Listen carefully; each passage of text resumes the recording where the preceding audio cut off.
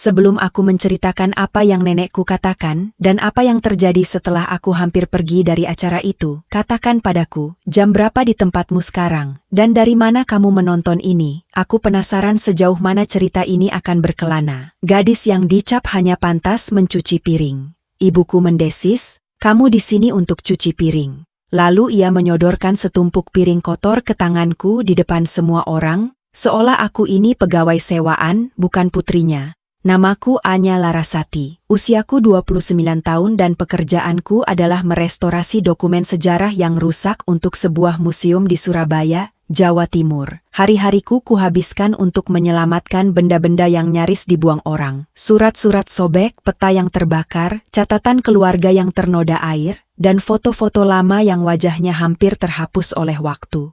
Dulu aku pikir itu ironis, karena di keluargaku sendiri, akulah yang diperlakukan seperti sesuatu yang pudar dan merepotkan. Malam itu seharusnya menjadi makan malam ulang tahun nenekku yang ke-86. Sebuah perayaan kecil yang elegan di sebuah gedung pertemuan bersejarah di dekat pelabuhan Tanjung Perak yang sangat beliau sukai. Aku sudah mengatur diskon sewa tempat melalui koneksi museumku, merancang pajangan kenangan, memperbaiki foto-foto keluarga lama untuk tayangan slide, dan diam-diam membayar uang muka saat ibuku lupa mengirimkannya. Tapi begitu aku masuk, mengenakan gaun batik modern berwarna biru dongker, bukan celemek, senyum ibuku lenyap. Ia menarik pergelangan tanganku di dekat area saji, dan berbisik dengan gigi terkatup. Jangan sok penting malam ini. Sepupumu yang akan memberi sambutan, kakakmu yang akan duduk bersama para tamu. Kamu di sini untuk cuci piring. Lalu ia mendorongku ke arah pintu dapur begitu keras hingga satu piring terlepas, pecah berderak di lantai keramik, dan membuat seisi ruangan menoleh. Aku menatap para tamu yang memandangiku. Pada ibuku yang berpura-pura seolah aku telah mempermalukannya. Dan aku hampir saja pergi dari sana. Kemudian, nenekku yang berusia 86 tahun itu, perlahan berdiri dari meja utama, kedua tangannya mencengkeram tongkatnya, dan wajah ibuku menjadi pucat pasi.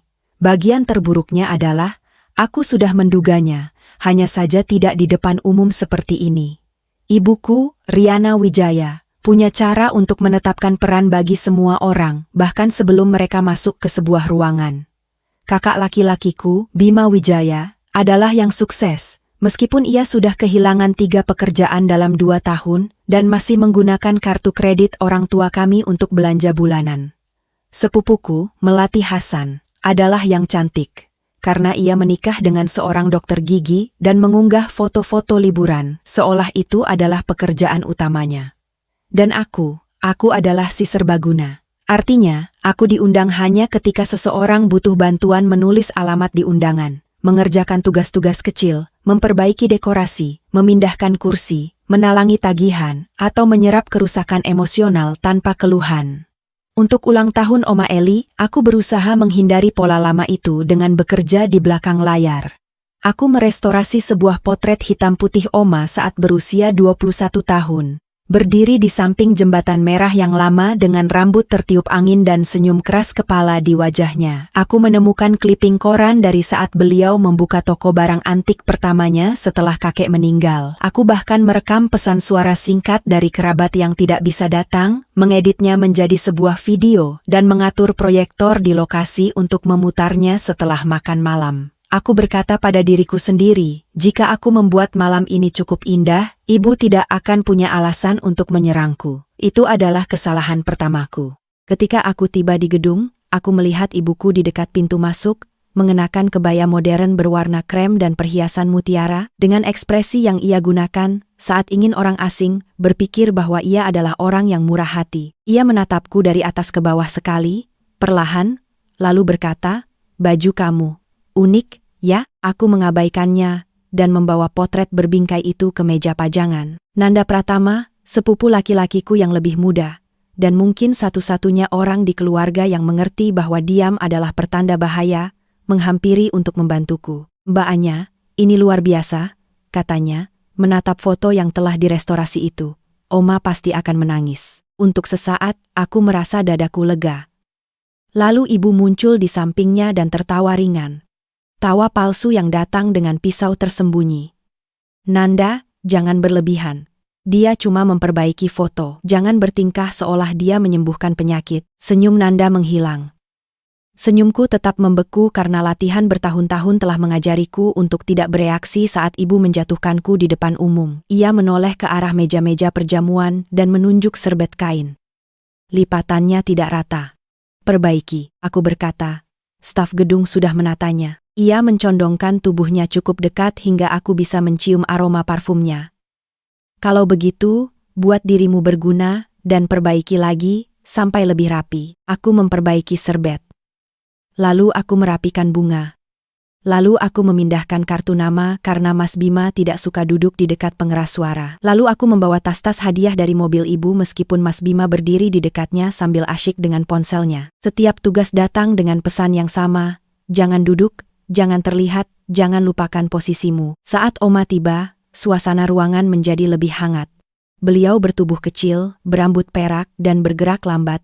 Tapi matanya tidak pernah melewatkan apapun. Beliau memelukku lebih lama dari siapapun dan berbisik. Kamu yang menyiapkan semua ini, kan? Aku mencoba berkata. Semua orang membantu.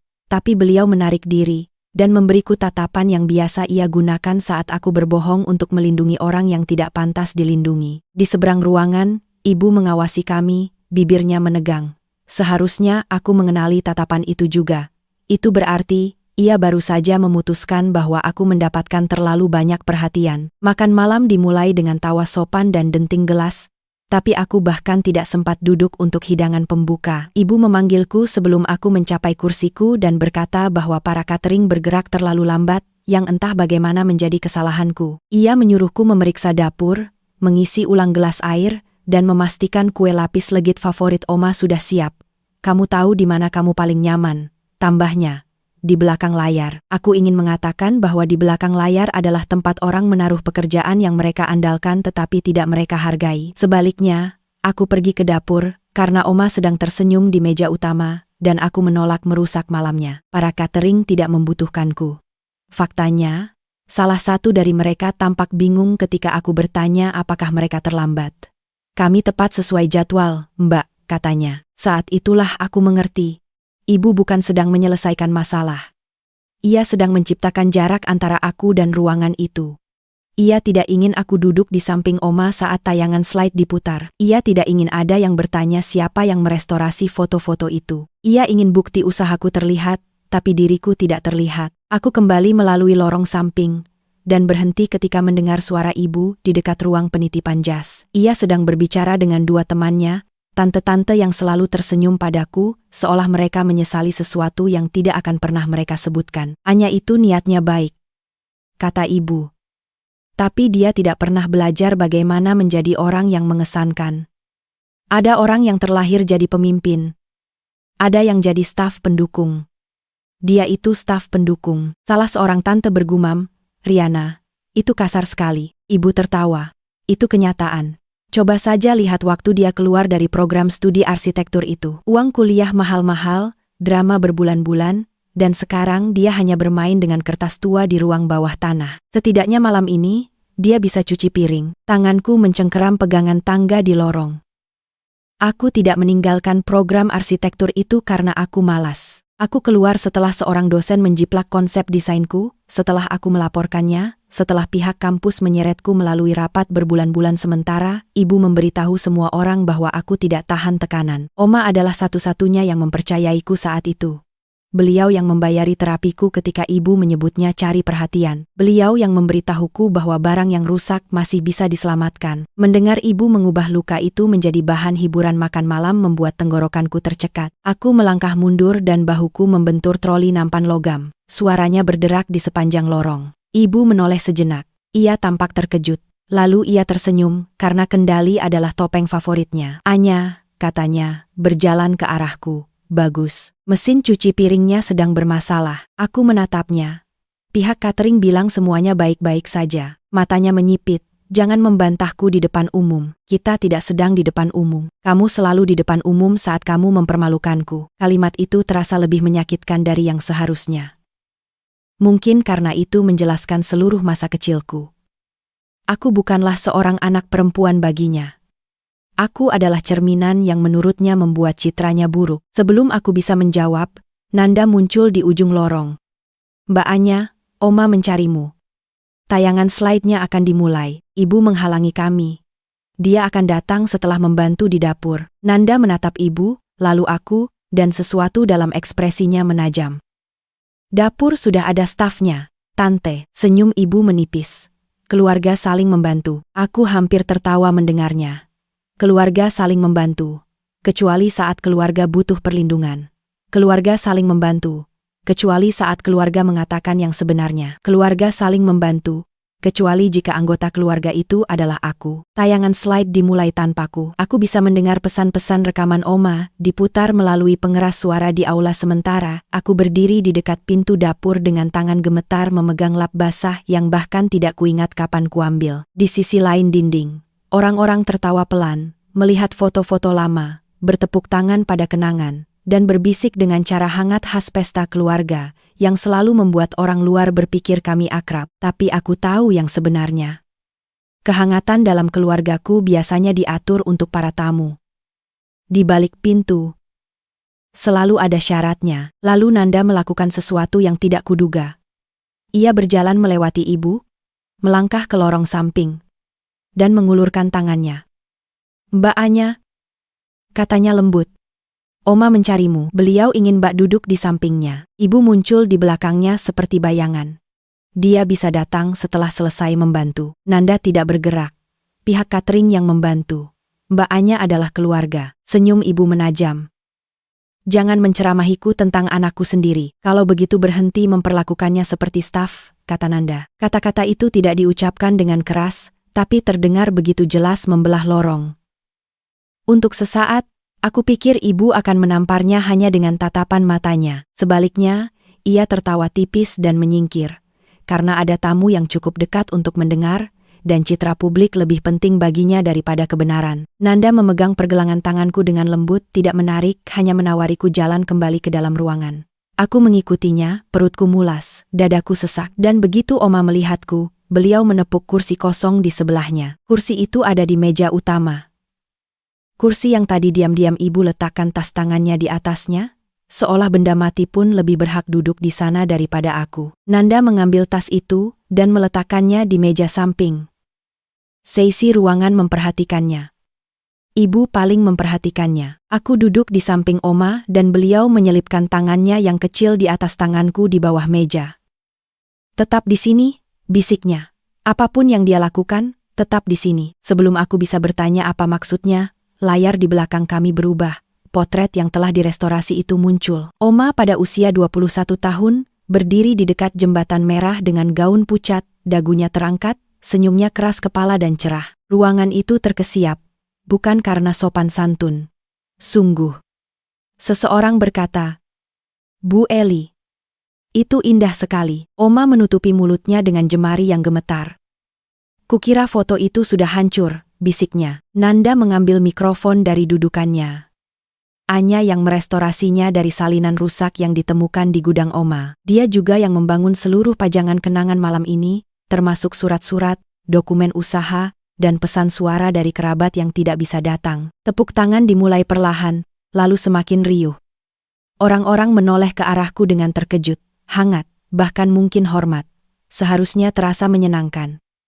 Hampir terasa begitu, tapi di seberang ruangan, ibu berdiri di dekat meja hidangan penutup dengan bahu kaku dan mulut yang membentuk senyuman yang tampak menyakitkan untuk dipertahankan. Mas Bima, yang tidak pernah bisa membaca situasi kecuali situasi itu memujinya, mengangkat gelasnya dan berkata, sepertinya, Anya akhirnya menemukan kegunaan dari semua barang museumnya itu. Beberapa orang tertawa canggung. Bukan karena itu lucu. Tapi karena keluarga melatih orang untuk tertawa ketika kekejaman disamarkan sebagai candaan. Ibu melihat kesempatannya.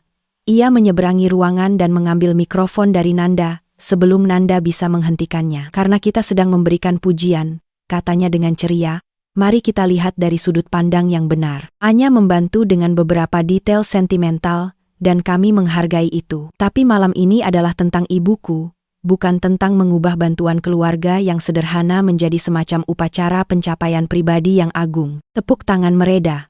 Tangan Oma mengerat di tanganku. Ibu terus tersenyum, tapi matanya tertuju padaku. Anya selalu membutuhkan dorongan ekstra. Beberapa anak secara alami menjadi mandiri. Beberapa mengerti tanggung jawab tanpa harus didorong. Yang lain membutuhkan struktur, arahan, dan harapan yang realistis. Nanda berkata pelan, "Tante Riana, jangan." Ia mengabaikannya. Saya memintanya untuk membantu di tempat yang ia bisa berguna malam ini. Dan itu seharusnya tidak dianggap sebagai penghinaan. Tidak semua orang ditakdirkan untuk memimpin. Beberapa orang mendukung. Itu sangat terhormat. Jika mereka bisa menerimanya. Tenggorokanku mengering. Aku bisa merasakan setiap tamu menatapku, lalu membuang muka, lalu menatap kembali, terjebak di antara sopan santun dan ketidaknyamanan. Ibu sekarang berbalik sepenuhnya ke arahku, masih memegang mikrofon, yang berarti setiap kata terdengar melalui pengeras suara. "Faktanya, sayang, dapur benar-benar membutuhkanmu. Kamu di sini untuk cuci piring, bukan duduk di meja utama mengumpulkan tepuk tangan." Kalimat itu menghantam ruangan seperti kaca pecah. Tidak ada yang tertawa kali ini.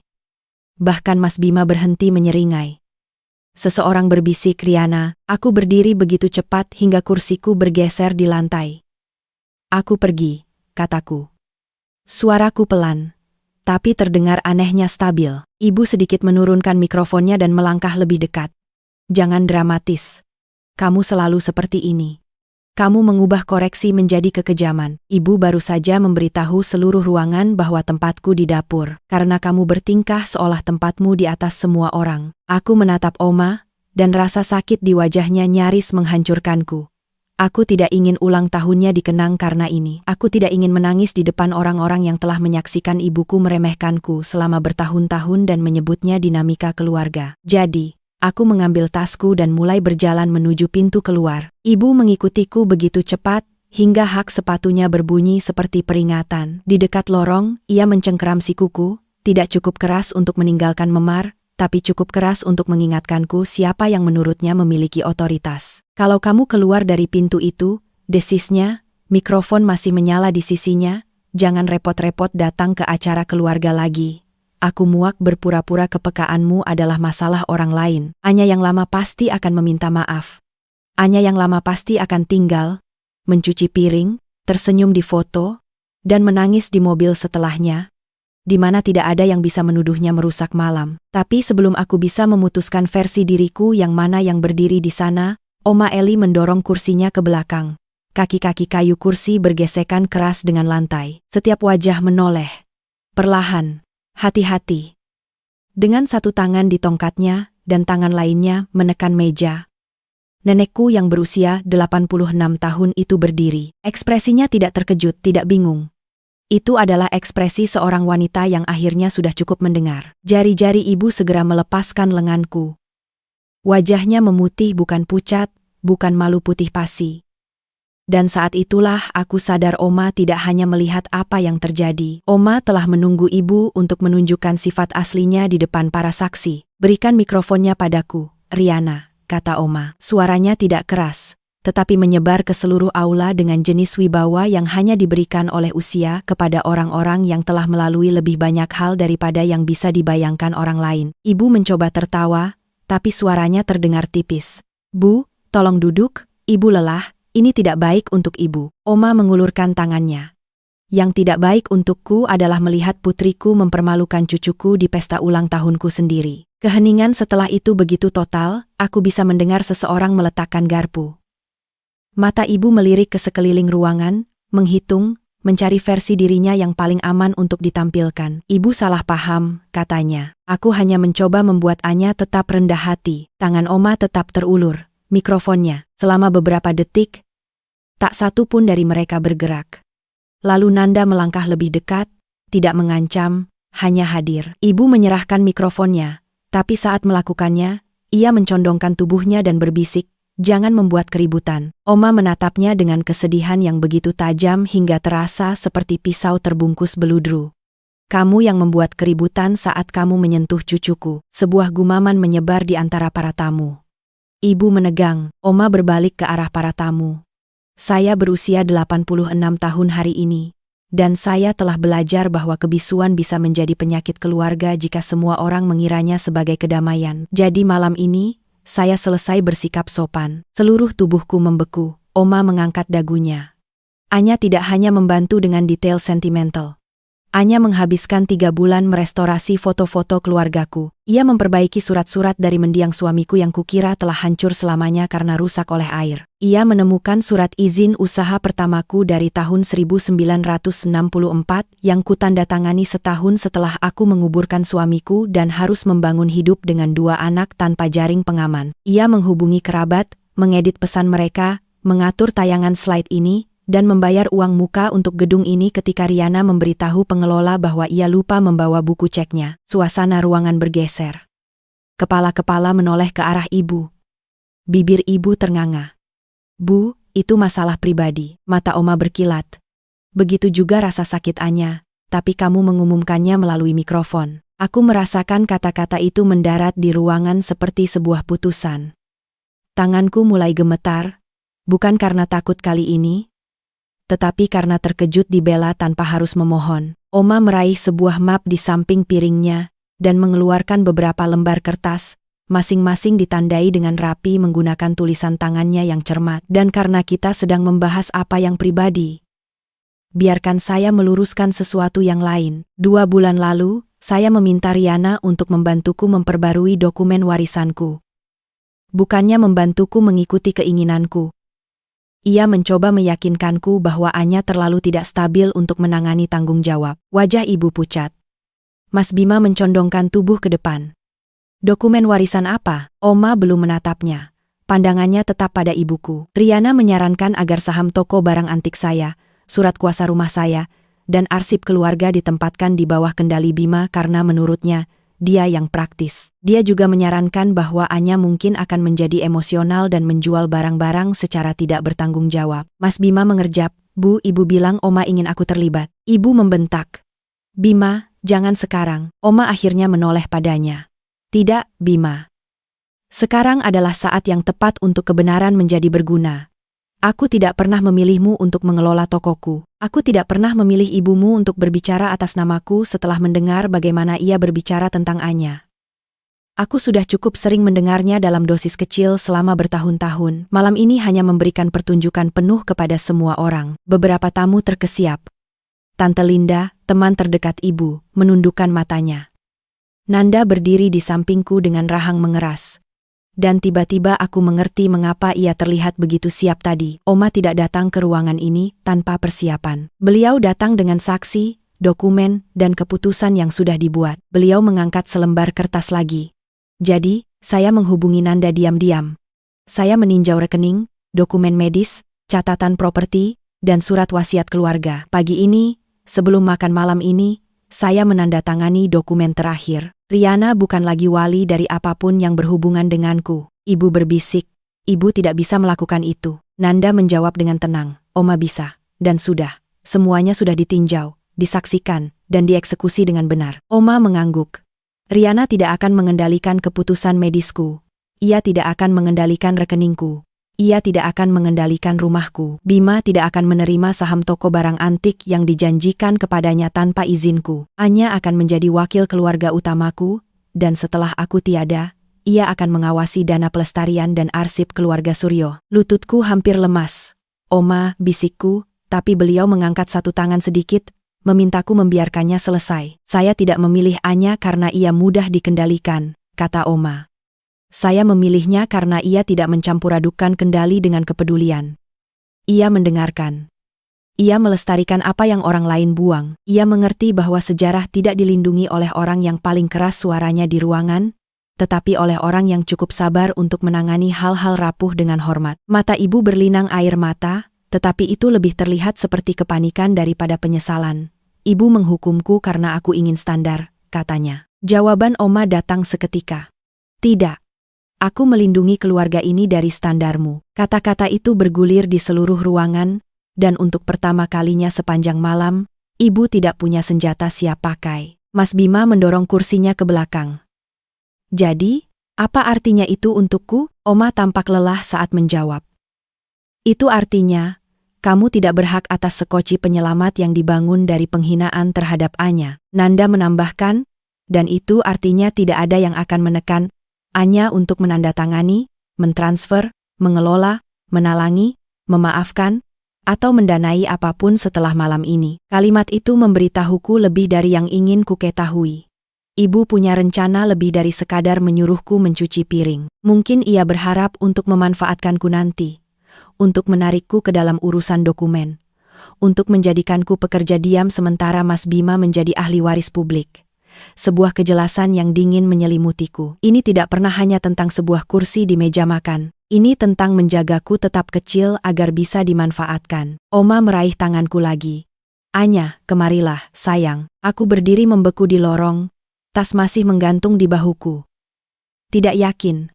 Apakah aku diizinkan untuk berjalan kembali ke tempat di mana aku telah diusir? Nanda berbisik, pergilah, ini kursimu. Aku berjalan ke arah Oma. Beliau menggenggam tanganku dengan kedua tangannya, kulitnya tipis dan hangat, cengkeramannya lebih kuat dari kelihatannya. Lalu beliau menoleh ke ruangan dan berkata, cucuku tidak pernah diundang ke sini untuk mencuci piring. Ia diundang karena aku ingin orang yang menyelamatkan kenanganku duduk di sampingku. Saat itulah aku menangis. Tidak keras, tidak dramatis, hanya diam-diam dengan air mata yang jatuh sebelum aku bisa menghentikannya. Ibu tampak marah. Tapi di bawah amarah itu, ada sesuatu yang lebih memuaskan daripada rasa malu. Itu adalah kepanikan. Ia telah kehilangan simpati ruangan itu. Ia telah kalah dalam permainan warisan. Ia telah kehilangan narasi. Dan yang terburuk dari semuanya, bagi orang seperti dia, ia telah kehilangan kekuatan untuk menentukan siapa aku di depan semua orang. Ibu mencoba memulihkan keadaan dengan satu-satunya cara yang ia tahu. Dengan berpura-pura bahwa semua orang lain tidak masuk akal. Ini konyol, katanya. Melihat sekeliling aula seolah mencari sekutu, Anya memanipulasi ibu. Dia selalu tahu cara bermain sebagai korban yang rapuh. Kata-kata itu seharusnya menghancurkanku, tapi sesuatu telah berubah. Sekarang kata-kata itu terdengar akrab, bukan benar. Oma mematikan mikrofon dan menyerahkannya kepada Nanda. Lalu beliau menghadapi ibu tanpa pengeras suara, yang entah bagaimana membuatnya lebih kuat. Riana, ketika Anya berusia 21 tahun dan melaporkan dosen itu karena mencuri desainnya, kamu memberitahu kerabat bahwa dia mengalami gangguan karena tidak bisa bersaing. Ketika dia beralih bidang dan menemukan restorasi museum, kamu menyebutnya bersembunyi. Ketika dia membayar tagihanmu setelah pinjaman bisnis Bima yang gagal menguras tabunganmu, kamu memberitahu orang-orang bahwa dia akhirnya berkontribusi.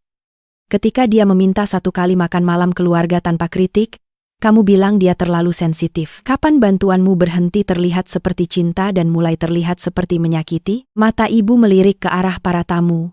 Beberapa membuang muka, beberapa tidak. Sahabat terdekatnya, Tante Linda, menundukkan kepalanya. Mas Bima menatap meja. Mungkin menyadari warisan yang ia kira sudah dijamin baru saja menguap. Aku menunggu ibu meminta maaf. Sebaliknya ia tertawa sekali, tajam dan buruk. Jadi, ini yang kita lakukan? Membalikan putriku melawanku di hari ulang tahun ibuku sendiri? Aku melangkah maju. Suaraku bergetar, tapi aku tidak membiarkannya hilang. Ibu yang melakukannya sendiri. Ia menatapku seolah aku telah menamparnya. Apa katamu? Ibu mendengarku. Oma tidak membalikkanku melawan ibu. Nanda tidak. Ruangan ini tidak. Ibu yang melakukannya. Setiap kali ibu membuatku harus berjuang untuk mendapatkan kebaikan dasar. Setiap kali ibu menyebutku dramatis karena bereaksi terhadap rasa sakit yang ibu sebabkan. Setiap kali ibu menerima bantuanku secara pribadi dan mengejekku di depan umum. Ruangan itu begitu sunyi hingga aku bisa mendengar dengungan pendingin ruangan. Mulut ibu menegang. Aku ibumu. Kalau begitu, bersikaplah seperti seorang ibu. Kalimat itu keluar sebelum rasa takut bisa menghentikannya. Beberapa tamu menarik napas. Tangan Oma menemukan tanganku lagi. Aku terus berbicara karena jika aku berhenti, aku tahu aku mungkin tidak akan pernah mengatakannya lagi. Aku yang membayar uang muka untuk gedung ini. Aku yang merestorasi foto-fotonya. Aku yang membuat pajangan kenangan. Aku yang mengatur pesan video. Aku datang ke sini karena aku sayang Oma. Dan ibu masih menatap wajahku dan memberitahuku bahwa tempatku adalah bersama piring-piring kotor. Mata ibu berkaca-kaca sekarang, tapi aku tidak lagi mempercayai air mata sebagai bukti. Aku pernah melihatnya menangis ketika konsekuensi tiba, tidak pernah ketika kerusakan sedang terjadi. Anya, katanya lembut, mengubah taktik. Ibu tidak bermaksud seperti itu. Aku hampir tersenyum. Iya, ibu memang bermaksud begitu. Ibu hanya tidak menyangka ada orang penting yang akan mendengarnya. Itu telak. Wajahnya remuk selama setengah detik sebelum harga diri membangunnya kembali. Oma turun tangan lagi. Riana, kamu berutang permintaan maaf publik pada putrimu. Ibu menegang. Bu, permintaan maaf publik. Ulang Oma. Atau kamu boleh meninggalkan pesta ulang tahunku. Mas Bima bergumam. Ini konyol. Nanda menoleh padanya. Hati-hati. Kamu tidak sedang membantu dirimu sendiri. Ibu melihat ke pintu keluar, lalu ke para tamu, lalu ke Oma. Ia mengerti jebakannya. Jika ia pergi, ia membuktikan Oma benar. Jika ia tinggal, ia harus merendahkan dirinya di ruangan yang telah coba ia dominasi. Untuk pertama kalinya dalam hidupku, ibuku tidak punya jalan keluar yang bersih untuk menang. Ia menelan ludah. Anya, katanya, suaranya tegang. Maaf ibu sudah mempermalukanmu. Oma berkata, bukan. Ibu mengerjap. Apa? Itu bukan permintaan maaf. Itu deskripsi. Wajah ibu memerah. Aku menyaksikan wanita yang telah mengoreksi posturku, nadaku, karierku, wajahku, kesedihanku, kini dikoreksi oleh ibunya sendiri di depan semua orang. Seharusnya terasa kejam, sebaliknya, rasanya seimbang. Ibu menarik napas tajam. Aku minta maaf karena telah memperlakukanmu seolah kamu kurang penting daripada orang lain malam ini. Aku minta maaf karena telah meremehkan pekerjaan yang kamu lakukan untuk keluarga ini. Aku minta maaf karena telah menyentuhmu dan menyuruhmu mencuci piring ketika kamu pantas mendapatkan kursi di meja ini. Suaranya pecah pada kalimat terakhir. Kali ini ruangan itu percaya pada penghinaannya. Bahkan jika aku belum siap untuk percaya pada perubahannya. Ia melangkah ke arahku. Lengannya sedikit terbuka. Aku melangkah mundur. Wajahnya muram. Aku berkata, tidak.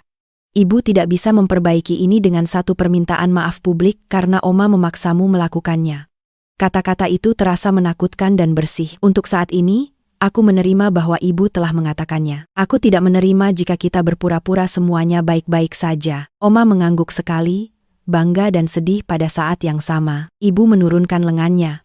Untuk sekali ini, ia harus berdiri dalam ketidaknyamanan yang biasanya ia berikan kepadaku. Sisa makan malam tidak secara ajaib menjadi bahagia. Dan aku senang tidak begitu.